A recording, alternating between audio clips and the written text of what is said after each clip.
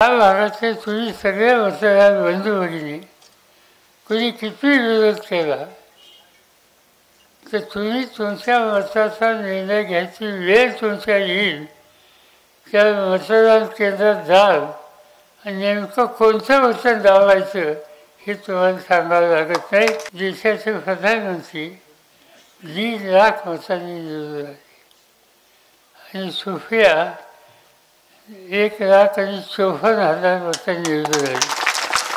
त्याचा अर्थ तुम्ही लोकांनी पंतप्रधानाच्या पेक्षा सुद्धा थोडी जास्त मत या ठिकाणी देऊन आपल्या उमेदवाराला विजयी केला.